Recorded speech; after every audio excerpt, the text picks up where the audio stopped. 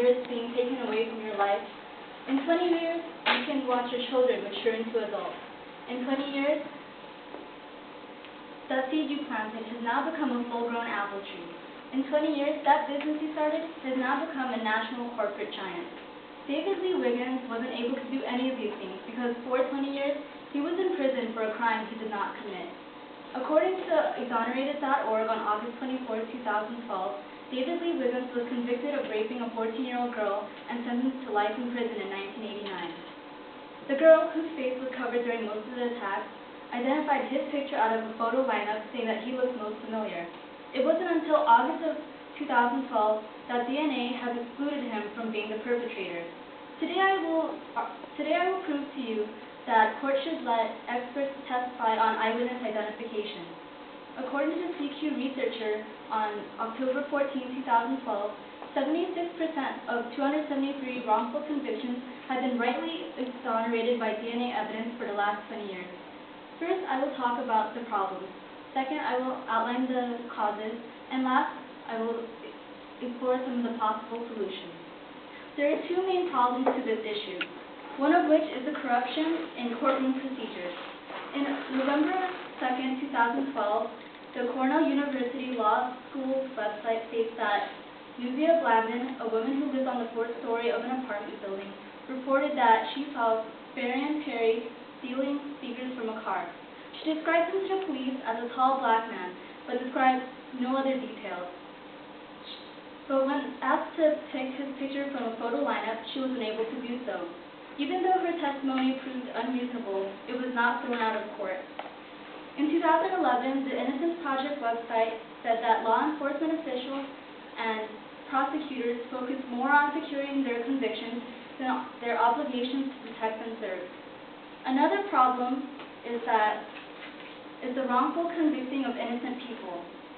Since Blandon's testimony was not thrown out of court, Perry was sentenced to 3 to 10 years in prison. Like Perry, the Houston Chronicle on January 4, 2011 states that a man named Lubox was wrongly convicted of rape due to a faulty witness. Unfortunately for him, by the time they had found out that he was innocent, he had already died in prison.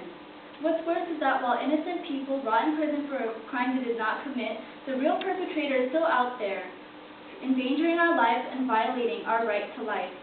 Now that I've talked about some of the problems, I will outline some of the causes. One of the biggest and most contributing causes to this issue is faulty witnessing. New York Times on November 29, 2011 states that the mind is not a filing cabinet. Emotions, social pressures, and weapons present at the crime scene all distort details in our memories.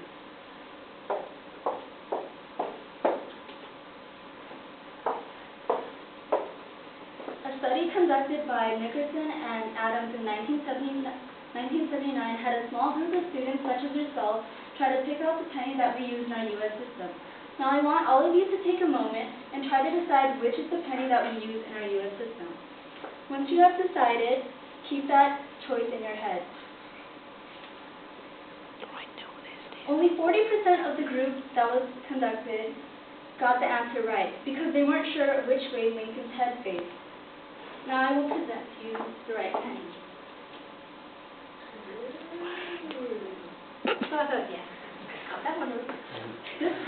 This survey has mainly to do with recall memory, which deals with remembering something without needing a cue. According to the Britannica Dictionary of 2013, students would rather take a multiple choice test rather than an essay because multiple choice test deals with your recognition memory, while essays deal with your recall memory. These results are astounding because police ask witnesses questions that deal with their recall memory. They ask them precise details like what happened in the crime and even which way the suspect has fled. If 60% of people can't even remember features on a penny that they see every day, how are they going to remember the details of a crime? Another cause is the misconduct of witness testimony. The LA Times of January 17, 2012 states that lineups and photo arrays are done incorrectly. Suspects are placed with people who look nothing like them, and what's worse, witnesses usually have a harder time trying to decide who the suspect is when him and the suspect are of a different race. Another cause is that The jury places too much power on witness testimony. Issues and Controversies on January 11, 2011 says that the jury has the power to determine the trustworthiness of evidence. When the witness conveys themselves as supremely confident in what they saw, the jury is more likely to believe them. Now that I've talked about some of the causes, let me talk about some of the solutions. There are many solutions to this problem, one of which is the use of expert testimony in court. The Innocence Project states that since the 1980s, DNA has helped identify the guilty and exonerate the innocent nationwide. Dallas News suggests that on February 22, 2011, that eyewitness identification should be based on scientific research and not on memory. Another solution would be for the police to follow the proper guidelines.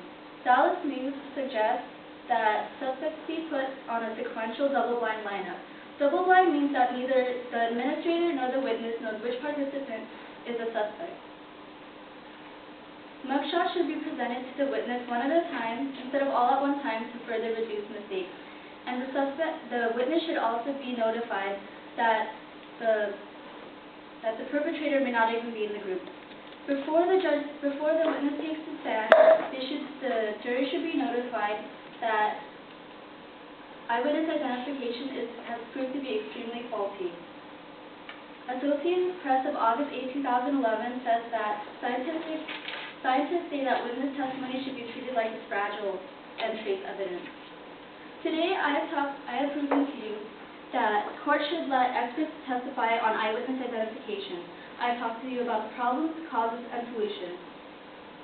Expert testimony has helped widely reduce